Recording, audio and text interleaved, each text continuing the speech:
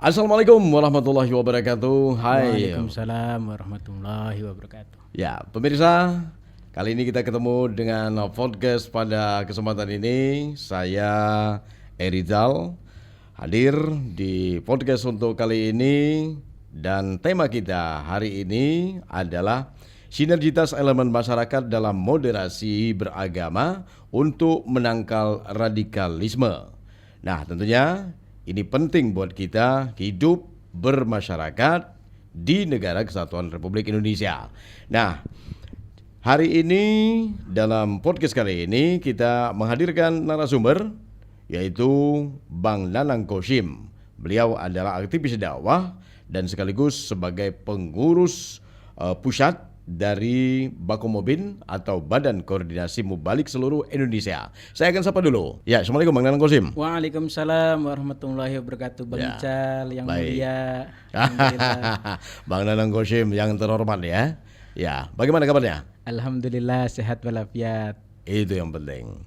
Baik Bang Nanang Koshim, hari ini pembicaraan kita kayaknya penting untuk keberlangsungan kita bersama.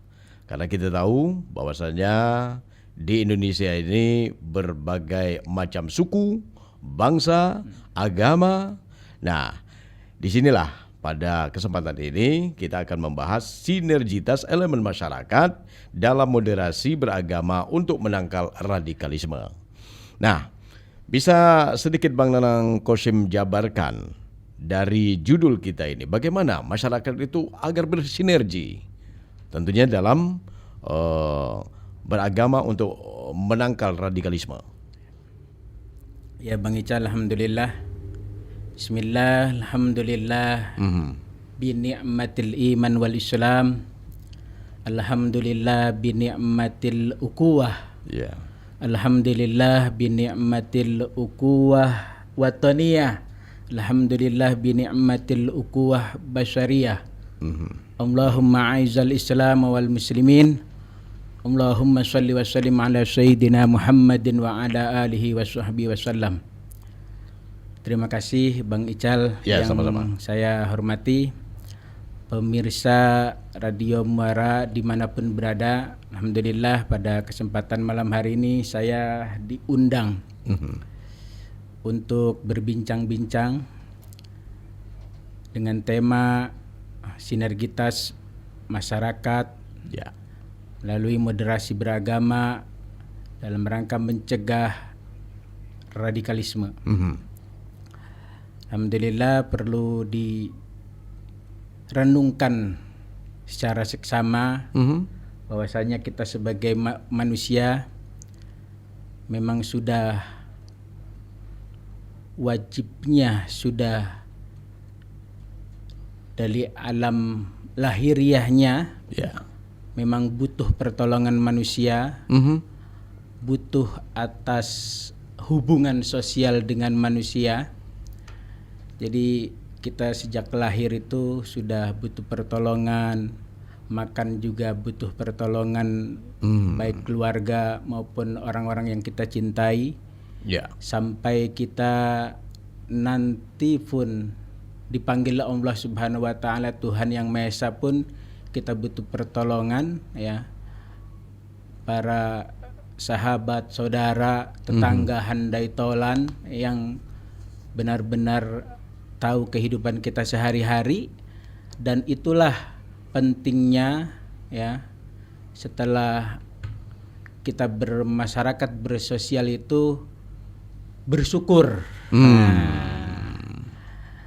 Bersyukur itu ya mengucapkan terima kasih kepada Yang Maha Pencipta Allah Subhanahu wa taala, Tuhan kita semua ya.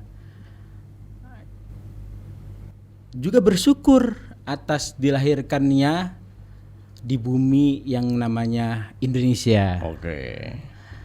Jadi hubungan ya antar manusia, hubungan sosial, persaudaraan itu ya sangat penting ya. Ukuwah wataniyah ya, menjaga hubungan persaudaraan sebangsa dan senegara ya. Juga lebih penting lagi juga hubungan basyariah, hubungan persaudaraan antar manusia. Nah, Ya. jadi agama itu harusnya seimbang ya antara hablum minallah dan hablum minannas. Jadi tidak boleh terlalu ekstrim kanan-kananan Ya. atau ke kiri-kirian gitu kan, apa namanya, Ya. membuat aturan-aturan yang tidak seimbang. Baik. Nah, sehingga secara moderat gitu kan, umat manusia di Indonesia ini memang harus hidup berkeseimbangan ya. Oke. Bersyukur kepada Tuhan Yang Maha Esa, juga hidup berkeseimbangan. Karena kalau sudah hidup berkeseimbangan itu tadi, mudah-mudahan tidak sampai terpapar Ya. dengan yang namanya paham-paham radikalisme. Baik, yang menarik ini Bang Nanang Kosim. Bang Nanang Kosim tadi mengatakan hablum minallah hablum minannas. Berarti dia dengan hubungan sesama manusia bukan hanya berhubungan dengan manusia satu aliran saja ya, betul. tetapi semua. Iya dong. Oke. Jadi kalau ini semua bisa diterapkan, maka tidak ada lagi yang namanya radikalisme atau yang berlebih-lebihan tadi kata Bang Nanang Kosim. Iya. Ya. Jadi kecenderungannya bahwa peristiwa-peristiwa teror, peristiwa-peristiwa radikalisme itu kecenderungannya agama Islam yang terpojokan. Ya kan? Jadi tapi sebenarnya kalau mau disadari betul, Islam itu kan rahmatan lil alamin ya. Jadi rahmat untuk seluruh alam, berkasih sayang kepada seluruh umat manusia gitu kan, dan seluruh alam. Nah, kecenderungan itu ternyata untuk di Indonesia itu peristiwa-peristiwa radikalisme ini kan tidak hilang. Oleh karena itu cara-cara tadi mengajarkan ukuah ya, watoniyah dan ukuah basyariah, persaudaraan dalam berbangsa dan bernegara, persaudaraan dalam kemanusiaan itu harus dikedepankan, Bang Ical. Ya, oke. Itu kalau seandainya bisa diterapkan oleh sebuah masyarakat, ya, maka akan damai. Tidak ada lagi yang namanya intoleransi. Nah, ini menurut pengaduan ke Komnas HAM, ya, pada tahun 2016 itu 97 kasus intoleransi. Nah, ini naik terus tuh dari 2014 76 kasus, 2015 87 kasus. Nah, ini yang kita prihatinkan, kok bisa naik begini. Nah, kira-kira menurut Bang Nanang Kosim, apa nih penyebabnya?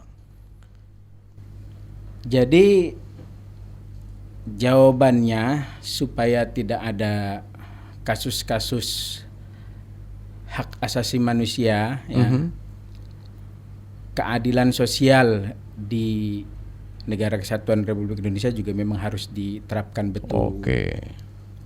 Karena memang tadi agama di Indonesia itu cukup banyak, suku, terus juga ras juga cukup banyak. Jadi pesan-pesan persatuan Indonesia ya itu harus terus bergaung dan membumi ya. Jadi ajaran-ajaran Pancasila ya, ajaran-ajaran bagaimana Islam yang rahmatan lil alamin itu harus benar-benar membumi ya, sampai dengan tingkatan masyarakat yang paling bawah ya. Baik. Dan kewajiban itu bukan hanya kepada para juru dakwah ya, bukan para stakeholder baik itu yang di pemerintahan, tapi memang menjaga bumi, alam ya dan negara ini sebenarnya kewajibannya kepada seluruh umat manusia, Bang Ical. Ya.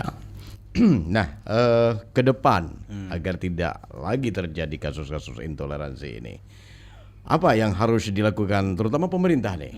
Ya, kita kan tidak ingin mendengar kejadian misalnya pembakaran rumah ibadah. Ada juga yang mengatakan di mana nih pemerintah? Itu kan. Nah, supaya ini tidak terjadi lagi, apa masukan dari Bang Nanang Qasim? Supaya tidak terjadi intoleransi atau juga pengerusakan rumah ibadah, seluruh komponen pemerintahan ya harus berperan aktif ya. Juga benar-benar sebadanlah dengan rakyat dan masyarakat biasa. Ya. Jadi jangan sampai ya baik itu aparatur desa atau kepolisian tingkat polsek ya, sampai dengan tingkat provinsi di Polda itu kurang dekat. Nah, jadi kalau dia sudah menempel sebadan, artinya dia tuh mau tahu dan peduli ya lingkungan terbawah sampai dengan tingkat provinsi atau mungkin nasionalnya gitu kan. Baik. Dia itu peduli gitu kan, merasa bahwa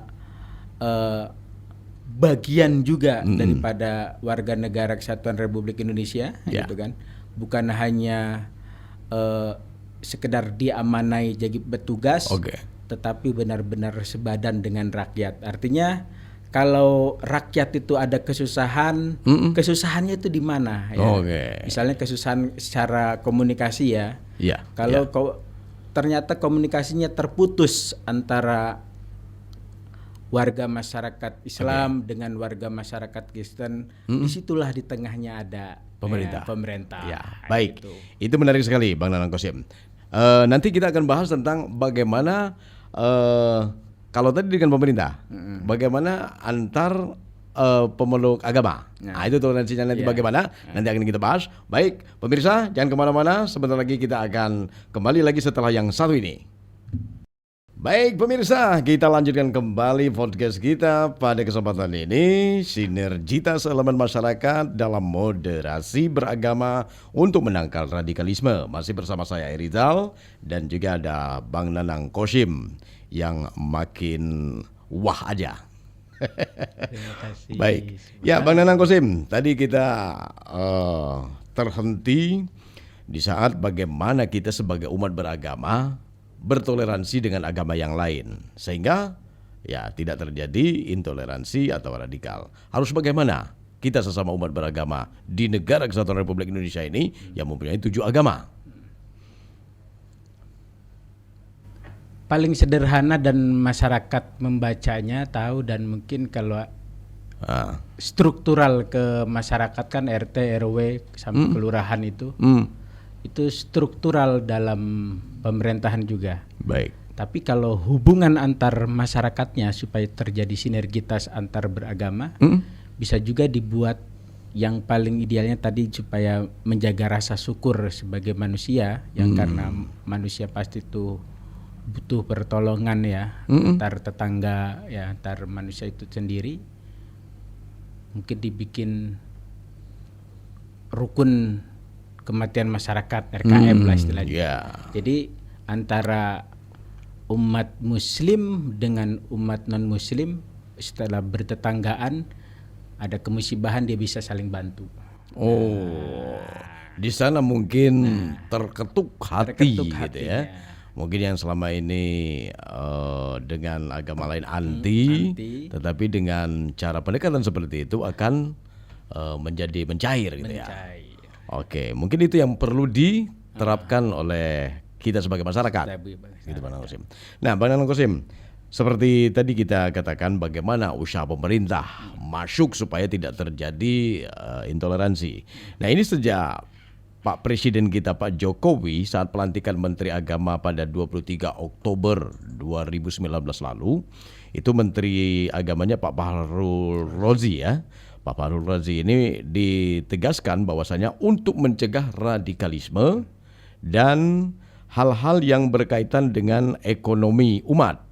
Nah, kemudian juga Wakil Menteri Agama Pak Zainud Tauhid juga mengatakan paham radikalisme dapat menyebar ini karena ada 2 aspek, yaitu aspek keagamaan dan aspek ekonomi.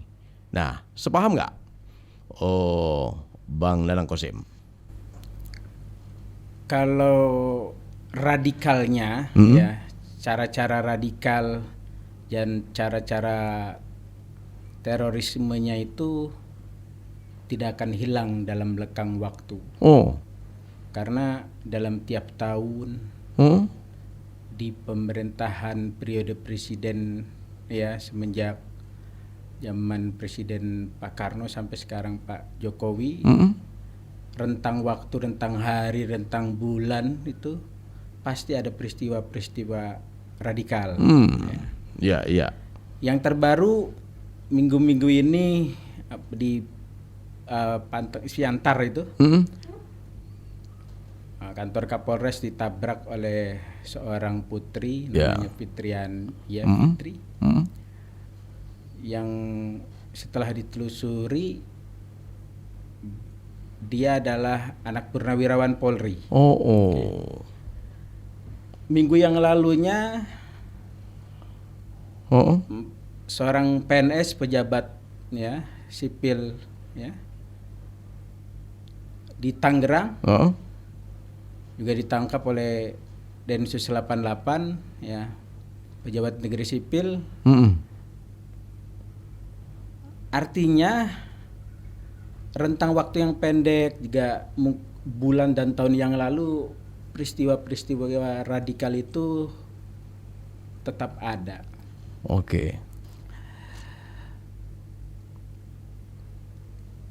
Kedepannya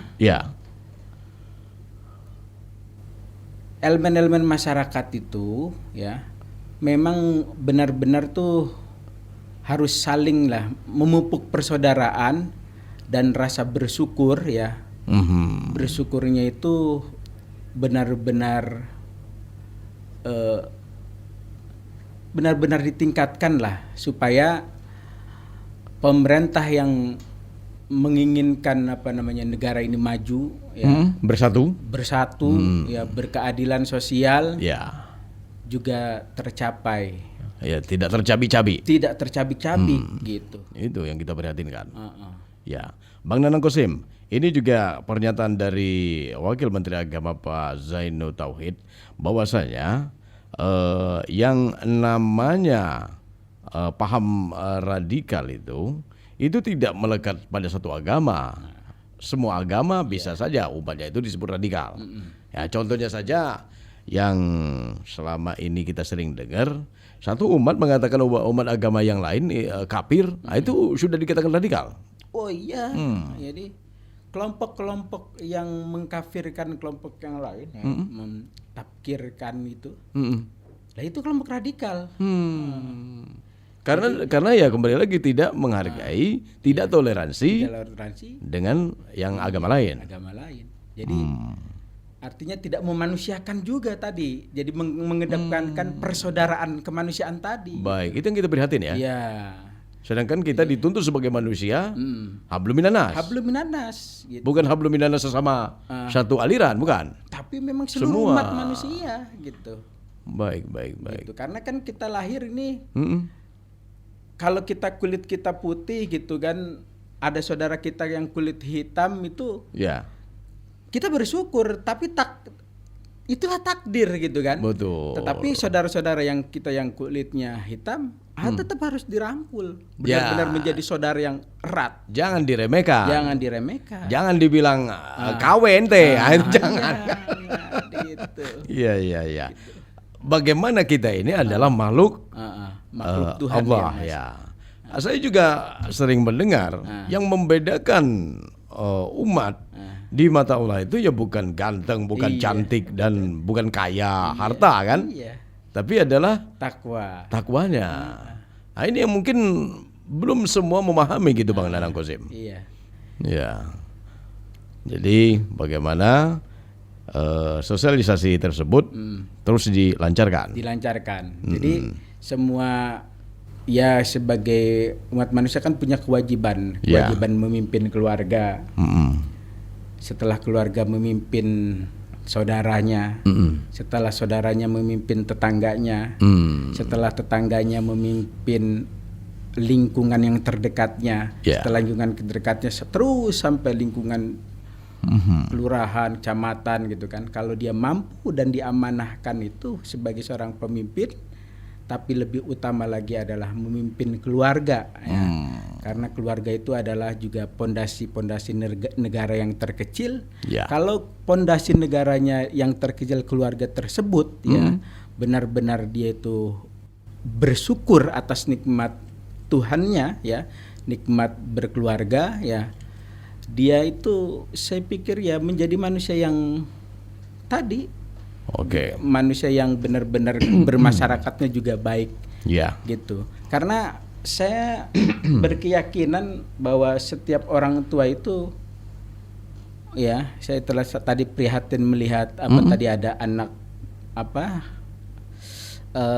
pensiunan polisi kok bisa terpapar radikal itu, yang padahal setiap orang tua kan pasti mendoakan orang tuanya itu kan menjadi hal anak-anak itu terbaik gitu. Ya, seorang orang tua mendoakan anak. Iya, mendoakan anaknya pasti yang terbaik gitu kan. Kalau Islam bilang tuh berdoa Allahumma ja'alna wa auladana wa dzurriyyatana. Baik. Ya Allah, jadikan anak-anak saya, keturunan saya kan. Sampai bilang min ahlil ilmi, jadikan ahli yang ahli ilmu.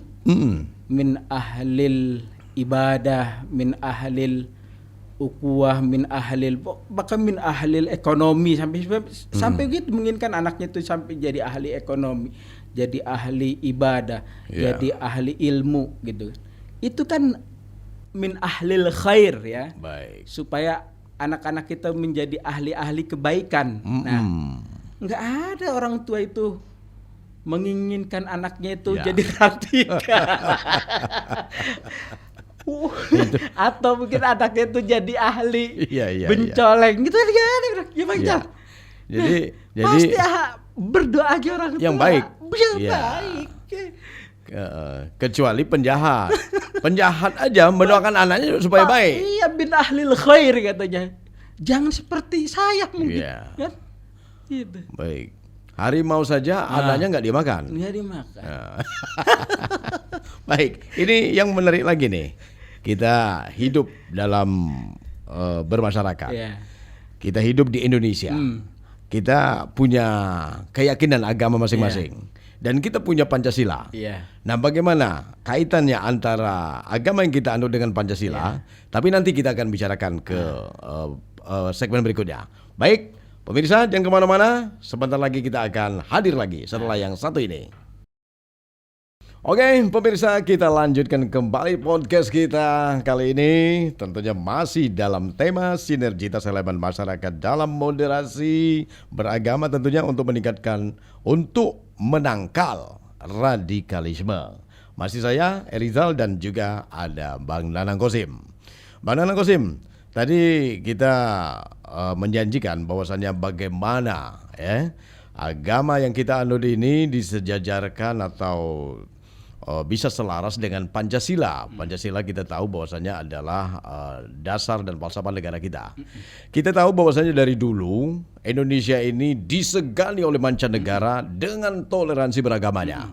Jangan sampai anak cucu atau sekarang ini anak cucu kita nanti Indonesia ini terkenal dengan intoleransi. Ini kan prihatin kan? Nah, oleh sebab itu ini tanggung jawab kita semua. Bukan tanggung jawab Bang Nanang Kosim saja, bukan tanggung jawab saya sebagai host, ya kan? Dari sinilah kita memulai, ya, agar toleransi tetap menjadi nomor satu di Indonesia. Setuju? Setuju ya. Nah, silakan Bang Nanang Kosim. Agama dengan Pancasila sejajar atau memang sudah jodohnya atau mau dipisah sama Bang Nanang Kosim? Jadi yang pertama, setelah lahir di Indonesia itu benar-benar bersyukur. Oh gitu ya? Karena iya harus bersyukur. Waduh. Bilang pasti orang tua juga mengajarkan kita supaya lebih banyak-banyak bersyukur. Karena kalau tidak bersyukur nanti dia itu muncul kepada rasa kesombongan bener. yang di luar daripada sifat-sifat kemanusiaan. Jadi karena kita lahir itu ditolong orang lain. Kan, yang beri nama orang lain. Ya walaupun ibu kita, saudara kita, kan. kita sekolah, Hmm. yang membeli gelar ya Mm-mm. pasti orang lain. Ya. Kita kerja, Hmm. yang beri gaji pasti orang lain. Ya. Kita tua, kita meninggal, Diurus. yang ngurus orang lain. Jadi kita butuh orang lain. Orang lain. Ya. Itulah ya, pentingnya menjaga ya kemanusiaan, hubungan baik. hubungan baik, ya kan. Dan tentunya juga mengedepankan toleransi. Dan tentunya lagi supaya rasa syukur kita sebagai bangsa Indonesia kan, karena atas merdekanya Indonesia, Ya. juga atas berkat dan rahmat Allah Subhanahu wa taala. Ya. Jadi kaitannya dengan Pancasila Nah, itu oleh karena itu ya anak-anak kita ya, generasi-generasi kita, baik anak kita nanti cucu kita ke depan, benar-benar diajarkan rasa syukur dan rasa memiliki terhadap negeri ini. luar biasa. Rasa syukurnya itu benar-benar tidak boleh mencederai atau merusak ya Iya, betul. negeri yang kita cintai ini. Ya. Bagaimana caranya? Pupuklah persaudaraan tadi ya. Ukhuwah watoniyah, persaudaraan berbangsa dan bernegara. Itu ada di sila ketiga itu, Persatuan, Indonesia. Kalau Islam mengajarkan ukhuwah watoniyah, ya kan? Saya kenal Bang Ical yang orang Sumatera Barat, ya kan? Saya punya saudara di Aceh, saya punya saudara di Bandung, punya saudara. Nah, ya enggak, dari Sabang sampai Merauke kan? Nah, itu benar-benar ukhuwah watoniyahnya itu dijaga, ya. Persatuan Indonesianya dijaga. Tetapi pula ya sebagai umat yang beragama itu tadi juga ukhuwah basyariyah, ukhuwah insaniyah, betul. ya kan? Ya. Persaudaraan rasa kemanusiaannya juga dijaga. Ya. Karena apa? Bencana terjadi di Malang, bencana terjadi di Sumatera. Kita kan nggak melihat itu Islam, nggak melihat itu Kristen, nggak melihat itu Konghucu atau Buddha. Semua ada. Semuanya adalah saudara kita sebangsa dan setanah air. Harus kita bantu. Ya kan? Mari bersatu. Mari bersatu. Nah, bantu secara persaudaraan keindonesiaan gitu kan. Bantu juga dalam rasa persatuan Indonesia tadi. Jadi tidak ada batasan-batasan lah, ya kan? Urusan kemanusiaan itu ya. Kalau urusan kemanusiaan itu tidak ada batasan-batasan. Tapi kalau urusan akidah memang masing-masing, ya kan? Urusan akidah masing-masing, ya kan? Iya, betul. Jadi dalam urusan kemanusiaan kita tidak ada batasnya, kita memanusiakan manusia. Tapi dalam urusan akidah, ya kan, lakum dinukum waliyadin. Baik. Ya kan? Jadi kita juga harus adil sesuai sila kelima, keadilan sosial bagi seluruh Indonesia. Kemudian sebagai pemimpin kita harus menjadi pemimpin yang hikmat, gitu kan? Tidak berat sebelah. Dan tadi harus bersyukur selalu. Karena dengan bersyukur ini akan membuat kita apa nih Bang Danang Kosim? Ya happy lah. Happy. Tidak akan ngedumel. Tidak akan menghudumel. Iya.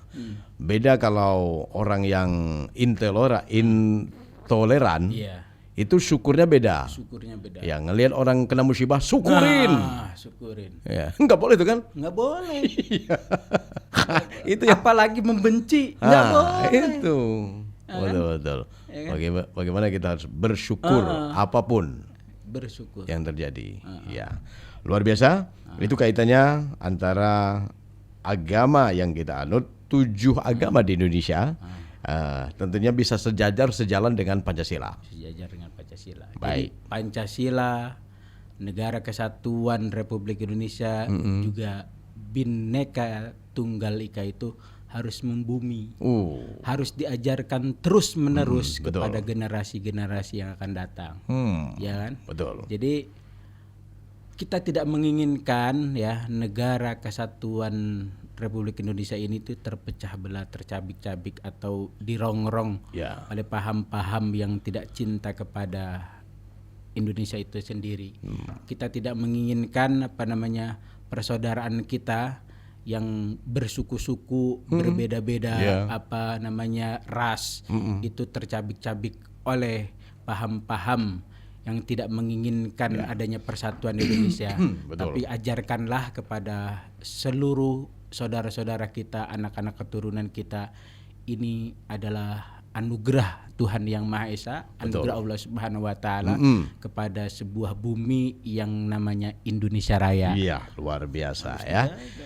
Kita bayangkan bagaimana dulu para pahlawan kita merebut kemerdekaan. Sekarang sudah merdeka. Iya. Kan ada juga kata-kata Pak Bung Karno yang mengatakan, ya, ingat musuh Anda bukan orang atau negara luar, tetapi hati-hati dengan bangsamu sendiri. Bangsamu sendiri. Nah, itu yang kita khawatirkan. Seperti yang Bang Nanang Qasim tadi mengatakan, mari kita bersatu, mari kita rawat Indonesia ini. Baik, pemirsa, tidak terasa podcast kita cukup banyak yang kita bicarakan. Ini tujuannya agar ke depan kita bisa menangkal paham-paham radikalisme, tentunya elemen masyarakat bisa bersinergi, tentunya dalam moderasi beragama menangkal radikalisme. Ya, jadi pemirsa, tidak terasa kita sampai di penghujung acara. Kita akan dengarkan closing statement dari Bang Nanang Qasim. Oke, silakan Bang Nanang. Pemirsa yang berbahagia, akhirnya melalui closing statement ini, tadi saya sudah sampaikan bahwa ke depan sebagai anak bangsa kita benar-benar harus bersyukur telah dilahirkan di Negara Kesatuan Republik Indonesia. Bagaimana rasa syukur itu adalah menjaga persaudaraan. Baik. Dalam Islam mengatakan ukuwah wataniyah, menjaga persaudaraan berbangsa dan bernegara. Dalam Islam juga mengatakan ukuwah basyariyah, ukuwah insaniyah, menjaga persaudaraan dalam kemanusiaan, dalam kemasyarakatan, dalam berbangsa dan juga bernegara, di lingkungan terkecil sampai dengan lingkungan yang terbesar. Dan yang kedua, sebagai orang tua, ya, generasi-generasi yang juga akan melahirkan, ya kan, kader-kader yang baik, kader-kader biologis anak kita pribadi maupun kader-kader pemuda-pemuda yang sepaham, yang cinta kepada Negara Kesatuan Republik Indonesia, juga cinta akan agamanya. Ya, tentunya semuanya juga berdoa, ya. Berdoa kepada Tuhan Yang Maha Esa bahwa generasi-generasi selanjutnya adalah supaya lahir generasi-generasi min ahlil khair, generasi-generasi yang ahli dalam bidang kebaikan, min ahlil ibadah, generasi-generasi yang ahli ibadah, min ahlil ekonomi, generasi-generasi yang ahli ekonomi, juga generasi-generasi yang benar-benar cinta kepada Negara Kesatuan Republik Indonesia, juga cinta kepada agamanya. Yang terakhir, sebagai penutup, mudah-mudahan pesan ini sampai kepada saudara-saudara kita semua bahwa radikalisme atau paham-paham yang merusak baik ajaran agama, merusak kepada hubungan antar manusia, hendaknya lah ditinggalkan. Karena paham-paham yang radikal, ya, paham-paham yang intoleran, yang sebenarnya adalah wujud daripada manusia yang tidak bersyukur, yang tidak bersyukur kepada hadirnya di dalam alam dunia ini, ya. Kalau manusia itu bersyukur, tentu Tuhan Yang Maha Esa, Allah Subhanahu wa taala akan membimbing hatinya. Membimbing pikirannya. Membimbing cara hidupnya, sehingga tidak ada pemahaman-pemahaman, paparan-paparan yang merusak energi pikiran dan kalbunya untuk merusak bumi, merusak kemanusiaan, juga merusak tatanan bangsa dan negara. Jadi kedepankanlah rasa syukur karena sudah dilahirkan di bumi yang kita cintai ini, namanya Indonesia. Baik, terima kasih Bang Nanang Qasim. Mudah-mudahan apa yang sudah disampaikan bisa menjadi bekal untuk kita terus hidup di Negara Kesatuan Republik Indonesia. Baik, demikian pemirsa, terima kasih sudah menonton YouTube kita. Tentunya kita harapkan jangan lupa subscribe, juga komen, serta like ya, serta share juga kepada teman, saudara-saudara yang lainnya. Baik, kalau gitu saya Erizal dan juga Bang Nanam Kosim mengucapkan terima kasih. Wassalamualaikum warahmatullahi wabarakatuh. Waalaikumsalam warahmatullahi wabarakatuh.